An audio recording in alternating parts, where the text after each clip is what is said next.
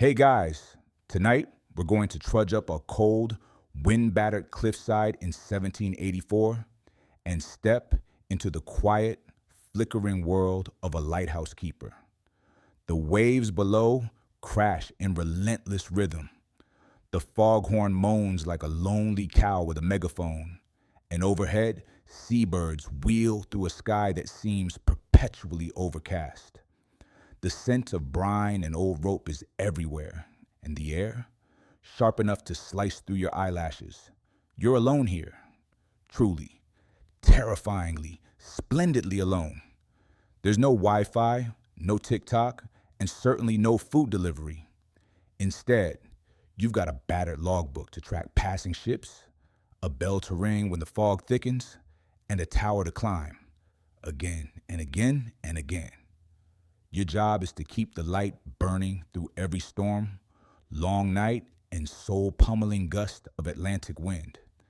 And if you mess up, well, let's just say sailors don't take kindly to navigational oopsies. You probably won't survive this, but hey, it's character building. So, before you get comfortable, take a moment to like the video and subscribe, but only if you genuinely enjoy what I do here. And while you're at it, drop your location and local time in the comments. I love seeing how far this sleepy little corner of the internet reaches. Now, dim the lights, maybe turn on a fan for that soft background hum, and let's ease into tonight's journey together. The first thing you notice is the wind. It doesn't just blow, it howls. It creeps in around the seams of the tower, whistling like a bored poltergeist with a grudge. The lighthouse itself is tall and stubborn, built of gray stone that's cold even in summer, perched on a remote outcrop, known only to a few faded maps and the occasional drunken cartographer. There's no village nearby, just sea, sky, and a bucket of chores that never quite empties. Your quarters are small, a bunk crammed into the circular wall, a tiny desk jammed beneath a leaky window, and shelves nailed up with the kind of optimism only 18th century carpenters could muster. There's a rusty stove, one wobbly chair, and, luxury of luxuries, a pot for personal use that you empty over the cliff's edge and hope no one is standing below. The mattress is stuffed with straw, and if you listen closely at night, you can hear it whispering secrets in the form of squeaky mouse feet. But the view? It's majestic.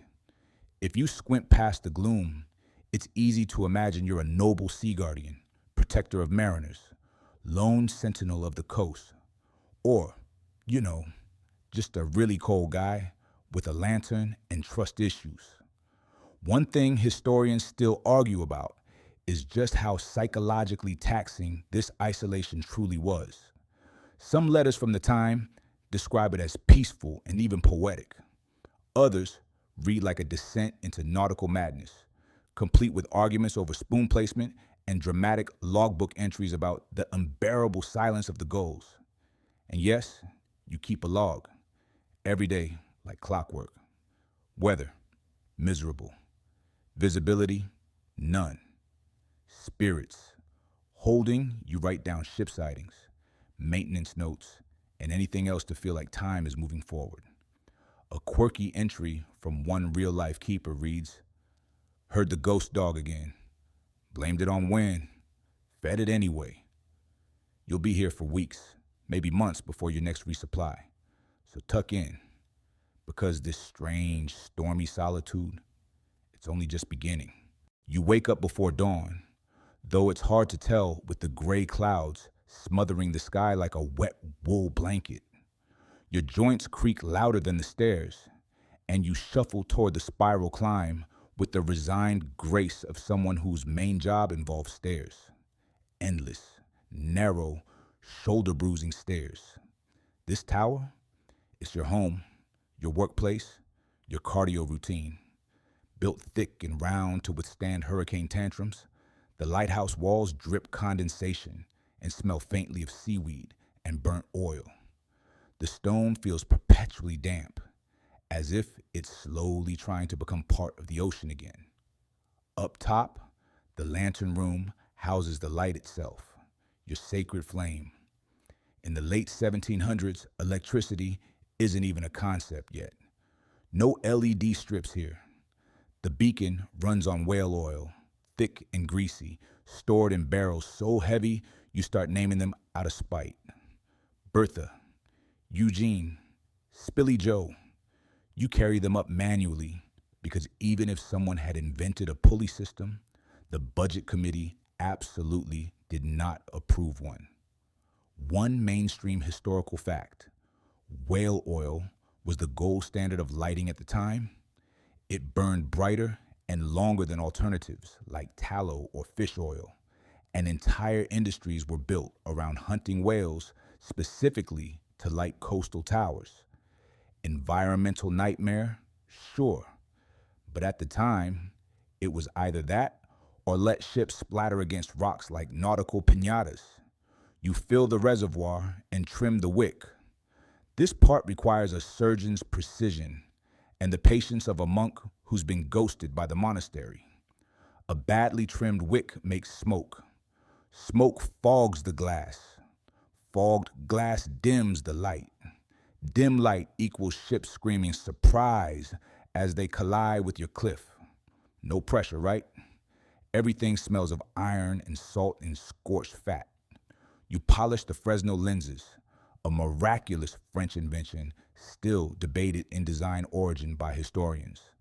Some credit Augustin Jean Fresnel entirely, while others suggest he refined rather than created the tech. Either way, the light bends just right, casting a beam like a god's flashlight across the water. But not everything in your tower is about grandeur.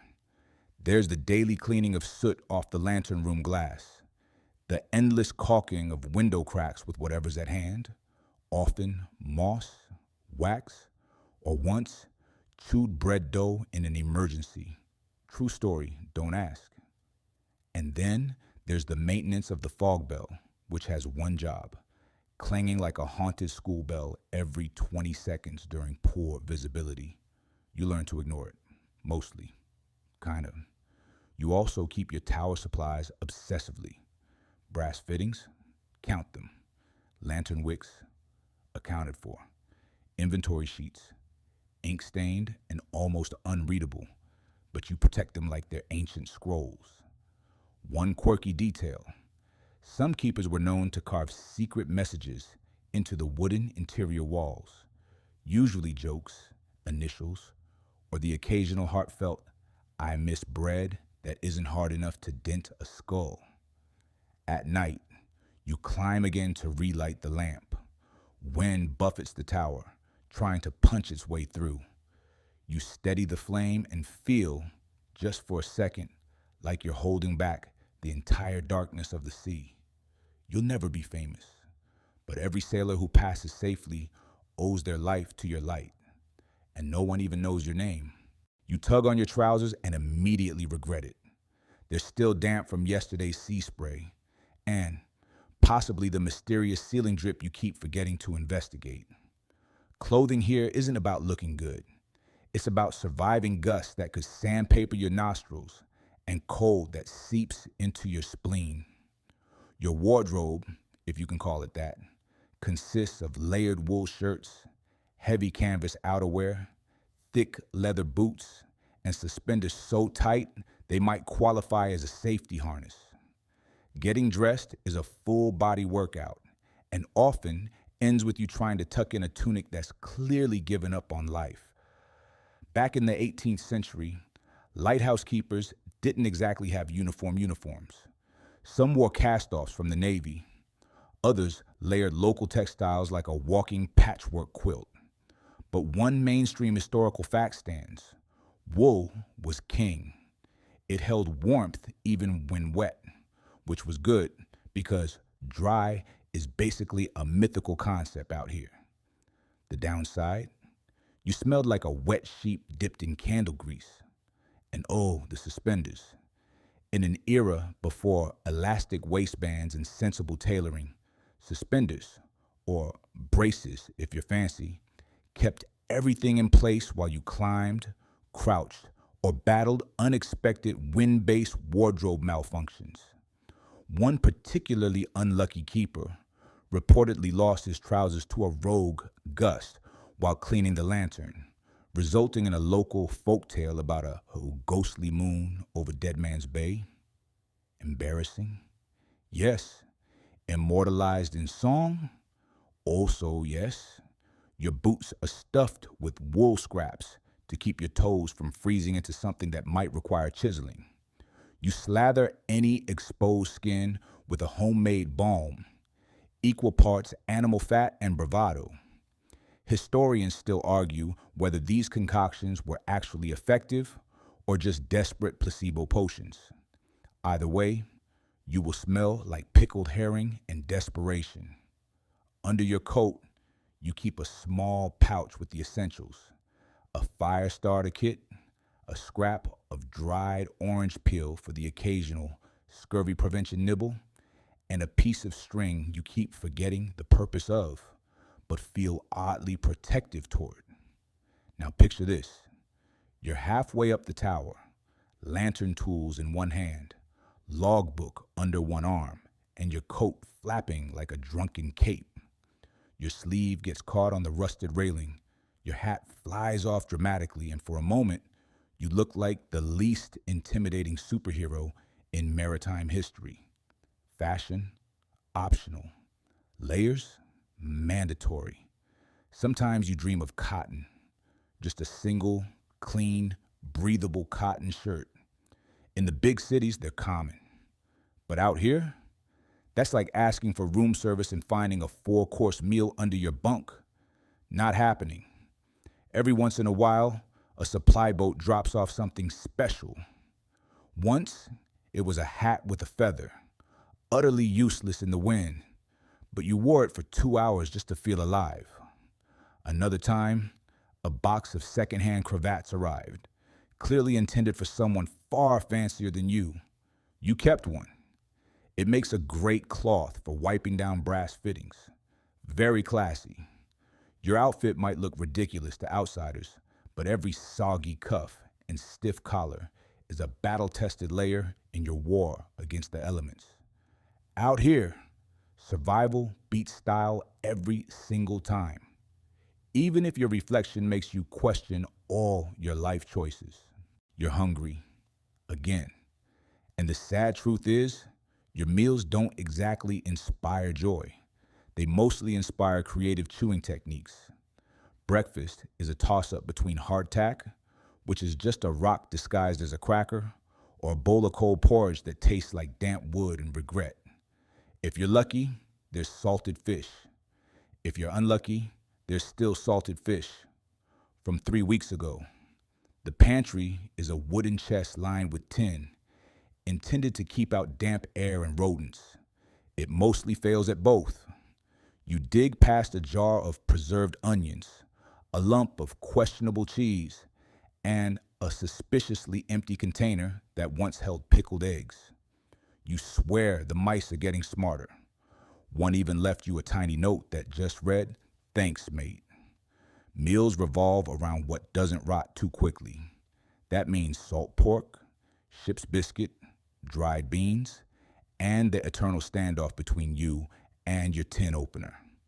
One mainstream historical fact: lighthousekeepers often receive supply drops every few weeks, but poor weather or bad navigation meant delays were common. There are records of keepers going months on emergency rations, with one writing that he resorted to boiling leather straps for stew. Whether that was desperation or culinary curiosity, historians still argue. You light the tiny stove, fueled by driftwood and the occasional lump of coal if the supply gods have smiled on you. Cooking is more like warming things enough to not be cold anymore. You dream of spices, of butter, of literally anything that isn't beige. Still, there are bright spots. Once, you caught a mackerel. using a bit of tinfoil and desperation as bait. It was the best meal you've had in weeks, cooked simply with seawater and served with a ceremony usually reserved for royal banquets. You wrote about it in the logbook. Fish acquired, Victory declared, toasted to self with tepid tea. Tea, by the way, is your lifeline. Weak, oversteeped, and slightly briny from the kettle's crusty interior, but it warms your hands and fills the silence. And in the evening, as you sit at your rickety table, chewing on jerky that could double as roof tiles, you pretend it's enough. There's also the mouse situation. You've named the boldest one Edgar. He has no fear, a taste for dried apples, and a tendency to stare at you from atop the bookshelf like a judgmental landlord. You talk to him more than you'd admit in daylight. Once, you left a tiny bit of bacon rind on purpose. It was gone in seconds. Edgar nodded. A silent truce was made. Sometimes you get a parcel with a treat, candy ginger, a jar of jam, or once, impossibly, a small cake wrapped in oilcloth. That day, you didn't share with Edgar. That day was yours. Meals are routine, rough, and slightly depressing, but they mark time in a life otherwise adrift. You eat to stay human, to stay anchored, and maybe, just maybe, to have something to write about in tomorrow's log. Ration stable, teeth intact, mouse still judging. Another foggy afternoon settles over the sea like a soggy wool sweater. With the lighthouse chores done and no storms in sight, time begins to wobble. It's not quite boredom. It's something deeper. A slow dissolve of urgency. The kind of monotony that makes a person alphabetize their brass screws or name every seagull they see. That particularly loud one? Definitely a Kevin. You pick up your fiddle. It's slightly out of tune. A gift from a former keeper who said, "Play this or go mad." You're not sure it worked for him, but you give it a try anyway. The sound is thin and scratchy, but it fills the space like a sigh. Sometimes you play shanties. Sometimes it's just one sad note on repeat until even Edgar the Mouse starts covering his ears. Entertainment is handcrafted. You make up rhymes. You whittle driftwood into vague boat shapes. One time, you carved a tiny likeness of your neighbor's goat from memory.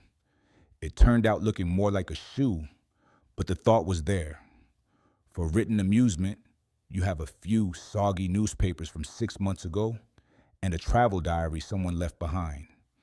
It's filled with observations from ports you'll never visit, women you'll never meet, and food you can only dream about. The descriptions of cinnamon pastries make you want to cry. So you write your own stories, logbook entries with little flourishes, sky full of cloud whales today, one sneezed lightning, or waved at a passing ship, unclear if they waved back or just dropped something. One mainstream historical fact. Many keepers kept extensive journals, some of which are still studied today for weather data and personal insights. Others read like existential stand-up comedy. And then there are the bottles. When you're feeling especially whimsical or especially lonely, you write a message, seal it in glass, and toss it into the tide. You never expect a reply, but the act itself feels like communication, like casting a line into the universe. Historians still argue whether these bottle messages ever found readers, or whether they were just emotional offloading wrapped in cork. But now and then, you hear rumors. One story tells of a keeper who received a letter back, 10 years later. It contained only one sentence. Your handwriting is terrible, but your story was lovely. You hum as you sweep the tower steps for the third time that day. It's not dirty, they rarely are, but the act gives your hands purpose. You hum louder, inventing lyrics about Edgar's tiny boots or the time the fog bell rang for no reason. And later, you sit with your tea and watch the ocean smear itself into the horizon, wondering how far a bottle could go before it forgets who sent it. The night begins to fall, slow and purple, and you strike a match to light the lantern once more. The flame catches with a familiar hiss. You note it in your log, the same log you pretend someone someday might read and say, wow, this person was quietly losing it. But maybe they'll also say, and somehow they made it beautiful. You wake to a strange rhythm against the stone. Tap, tap, tap, like someone knocking or the sea trying to learn percussion. The weather has turned. Again, out here, it turns like a toddler with a mood swing and a megaphone. The windows rattle. The wind moans like a heartbroken ghost with performance anxiety. You pull on your coat, already resigned to getting slapped by rain. There's no day off when the ocean decides to have a tantrum. Storms are both your nemesis and your old drinking buddy. Unpredictable, loud, and occasionally knocking things off shelves for no reason. You brace against the wind as you climb the spiral stairs, each gust testing your balance like a surprise sobriety test. At the top, the lantern is flickering. It's doing its best. So are you. One mainstream historical fact. Many lighthouse keepers lost their lives not to shipwrecks or pirates, but to the endless wear and tear of the weather, slipping on wet stones, getting frostbite during repairs, or collapsing from exhaustion mid-blizzard. The tower may look sturdy, but you felt it sway. It groans like a living thing, joints popping under the pressure. You double-check the lenses. The glass is fogged from humidity, so you wipe it clean with the sleeve of your coat. Because in a pinch, sleeves are just fancy rags. The flame flares and settles. You adjust the vents to keep it breathing evenly. The foghorn starts up again, bellowing into the nothing. A low, mournful sound that seems to reach into your bones. You brace the outer door with a plank. Learned that lesson after a gale once knocked it clean off its hinges. Spent 3 days using a barrel lid as a makeshift hatch. Very drafty. Edgar was not pleased. One quirky tidbit. During violent storms, keepers would sometimes sleep in their oilskin coats, boots and all, with rope tied around their waists, anchored to the wall like overprepared toddlers in a shopping cart. Not elegant, but it kept them from tumbling out of bed and down the stairs. You make a note in the logbook. Barometer low. Winds rising. Lantern stable. Mood. Cautiously grumpy. The rain slams sideways now, lashing the windows and sheets. You brew more tea? Tea doesn't fix things, but it fills the air with something warmer than salt and mildew. Historians still argue whether storm-related fatalities were underreported, whether some keepers simply vanished into the sea and were listed as missing out of bureaucratic convenience. You believe it. The ocean keeps its secrets, and sometimes it takes its debts. Tonight, you stay awake. You don't trust the wind. You sit by the stove with your book and your boots still on. You read a paragraph 6 times and still can't recall a single word. Outside, the wind shrieks like it just stubbed its toe on the moon. But your light stays on. And every time you think of some poor sailor staring into a black, angry sea, hoping for just one good thing to guide him in, you remember why you do this. You are that good thing. Morning arrives not with sunlight, but with a grudging grayness that seeps through the cracks like an apologetic fog. The storm is gone, mostly. A few leftover gusts rattle your shutters just to keep you humble. You step outside for the first time in 2 days, boots squelching into mud with a sigh that feels mutual. The landscape looks freshly wrung out. Pools of salt water glisten between the rocks, and everything smells like wet rope and algae soup. But for the first time in what feels like forever, you can see the horizon again. And that alone makes you pause and just breathe.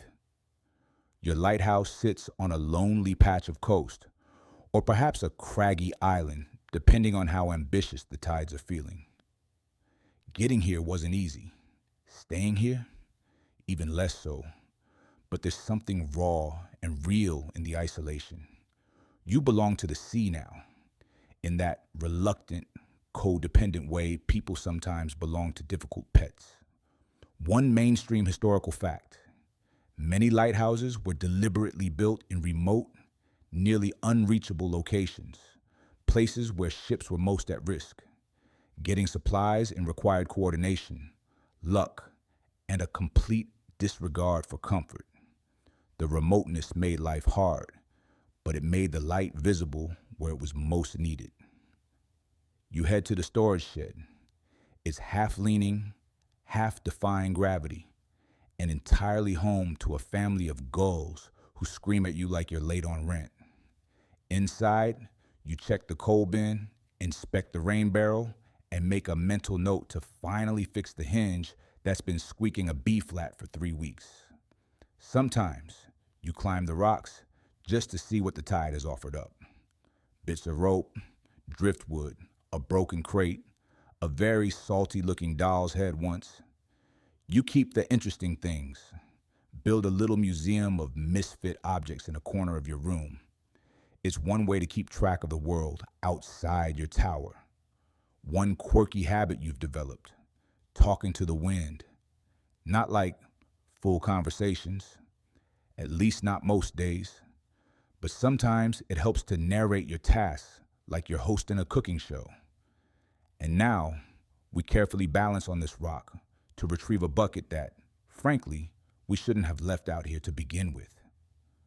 Out here, no one watches, no one judges, except Edgar, of course. Edgar sees all. Historians still argue whether the isolation of lighthousekeepers led to widespread mental instability, or if those who chose this life were already wired a bit sideways. The answer, probably, is yes. You drag a crate of firewood back toward the tower, your shoulders protesting every step. But there's something satisfying about this egg. It means you're alive. It means you're still doing the job. You pause halfway and glance out at the horizon. For a brief moment, you spot a ship. Tiny, distant, steady. It blinks back at you, a speck of motion against an endless blue. You wonder if they saw your light last night. You hope they did. You smile at that thought, then keep walking because the firewood's heavy and you've got tea to brew and another entry to write in the log. Something like, storm pass, wind stubborn, gulls angry, still here. Evening settles again, slow and syrupy, and you slip into your nightly routine like it's a second skin. Each movement has its place, its rhythm, its tired little sigh. You clean the lenses, refill the oil, trim the wick. The ritual matters. In a world this unpredictable, repetition is your anchor. The lantern hums quietly, its golden glow pooling across the floor. You know every creak of this tower, every stubborn hinge, every board that likes to groan at exactly the wrong time. You light the stove with a practiced flick, then pause to listen. Just listen. Wind, calm. Waves, low. Roof, still leaking. One mainstream historical fact: the nightly lighting of the lamp followed a strict checklist, often backed by government regulations. Failure to follow the procedure could lead to disaster, or at least a very stern letter, and a demotion to assistant keeper without a mustache, which, in the 18th century, was apparently devastating. After lighting the lamp, you settle in with your logbook. Tonight's entry begins the way they always do: date, weather, lamp status. Then your optional commentary, which today reads, "No hallucinations yet, possibly a new record." You stretch, back cracking like an old hull in dry dock. Then you pour the last of your tea, strong enough to stand a spoon in, and sink into your rickety chair. You've carved a groove into the armrest from years of fiddling with your pen when thinking. That groove is now smoother than your forehead. And just when you think nothing else can surprise you, you hear a knock. No, not wind, not sea. A real knock. 3 deliberate taps on the thick oak door. You freeze. This far out, a visitor is like spotting a unicorn ordering a sandwich. You shuffle down the stairs, heart thudding, uncertain if you should grab your coat or your broom for defense. You open the door to find a parcel wrapped in waxed cloth, tied with string, no sign of who left it. You squint into the fading light. Nothing but gulls and guilt. Inside the package is a letter. No return address, just a neat hand that reads, "Thought you could use a little variety." And beneath that, the impossible. A small, tightly sealed tin of coffee beans. Fresh, fragrant, probably illegal in 3 countries. You almost cry. You grind a few by hand reverently. The scent alone is enough to erase your worst moods. You brew the cup slowly, carefully, like a sacred ritual. First sip, bliss. Second sip, transcendence. Third sip, Edgar tries to climb your leg to get some. You write another note in the log. Mystery parcel. Coffee inside. Miracles confirmed. Will trade soul for second 10. Historians still argue whether lighthouse communities developed secret networks of informal trade, keepers sneaking parcels to each other via smugglers, mailboats, or pure grit. You like to believe it's true. You like to believe there's someone out there watching out for the watchers. You close your eyes, listening to the lantern's soft purr, the waves' lullaby, and your own breath slowing into stillness. You are not alone, not entirely. You lose count of the days. Maybe it's Wednesday or Sunday or a particularly lazy Friday pretending to be useful. But time slips like water through rope. You keep track only because the logbook demands it and because Edgar has a surprisingly rigid snack schedule. Today, the wind is polite, the sea is subdued, and you've managed to fix the leak above your bunk with nothing but candle wax, grit, and an old sock. A win, honestly. You celebrate by doing absolutely nothing productive for a full hour. You sit by the lantern room window, legs curled under you, watching the sea change colors like it's trying on moods. Indigo, slate, sickly green, back to blue. You could swear you see a dolphin at one point, but maybe it's just a very enthusiastic wave. You've developed little superstitions. Turn the key in the tower door twice for luck. Knock the stair rail before bed. Never mention calm weather out loud. One quirky fact: many lighthouse keepers were deeply superstitious, even if they wouldn't admit it. Whistling inside the lighthouse was said to summon storms, and dropping a lantern tool could curse the next 7 ships. One mainstream historical fact: some keepers decorated their towers with charms, bundles of herbs, carved talismans, or bits of iron meant to ward off bad luck. You once carved a little spiral into the doorframe after a particularly nasty lightning strike. It's held ever since. Today's highlight: a cloud shaped exactly like a walrus wearing a monocle. You swear it. You draw it in the logbook. Tomorrow it will look like nothing, but today is definitive proof that boredom breeds imagination.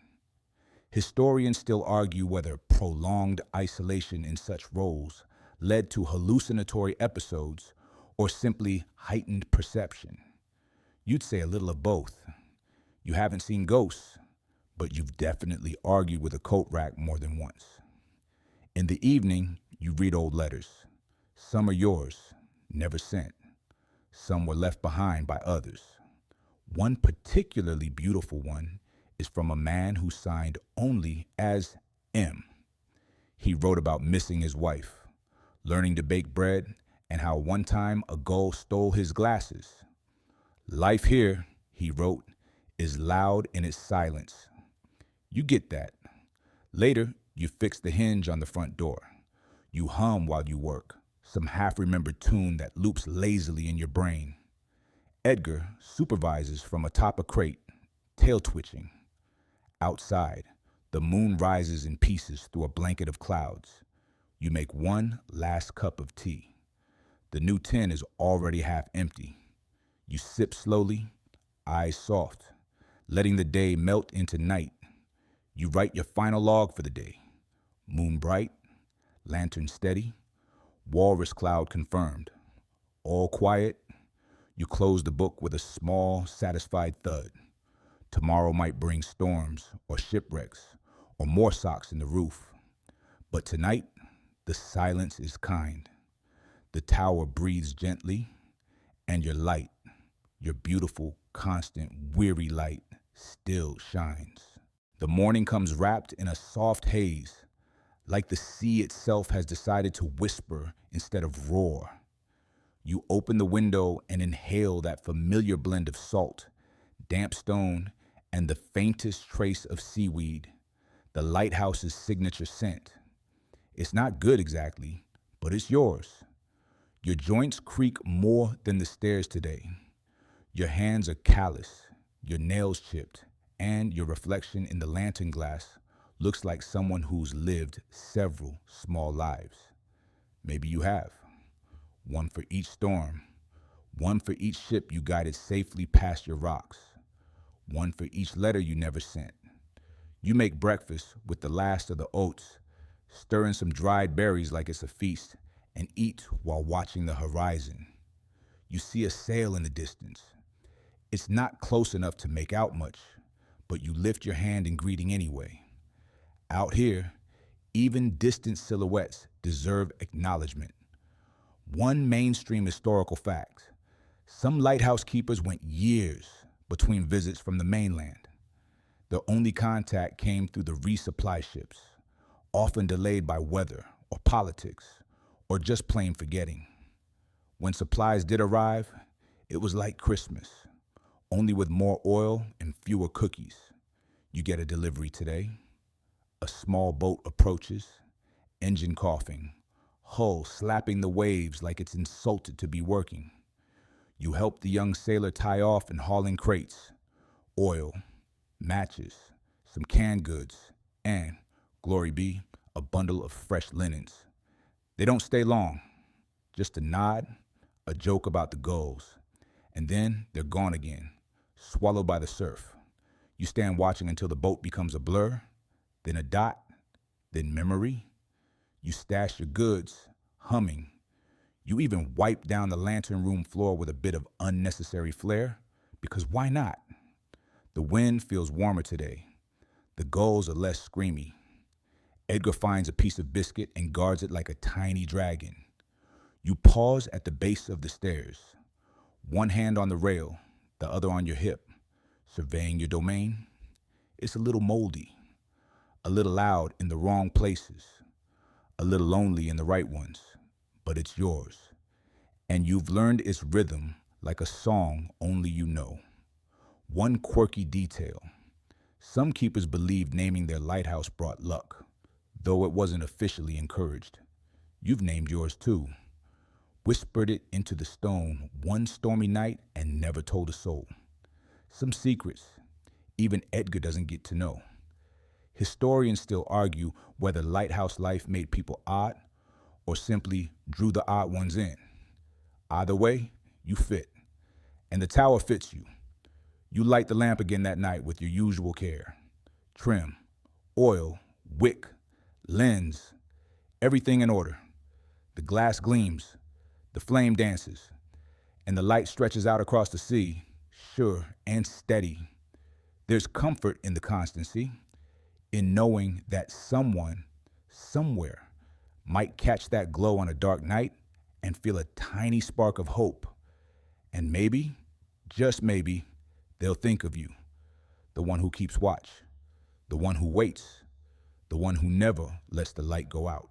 And now, as the waves quiet and the tower stands gently against the hush of night, you let your breath slow. The lantern still turns above you, casting its soft golden circles into the dark, but your work is done. The stairs are still. The gulls have gone quiet.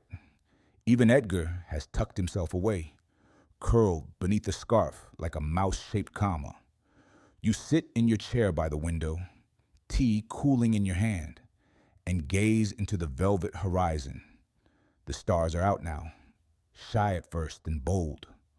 One by one, they blink into view, scattered like crumbs across the sky. Each one distant, each one steady.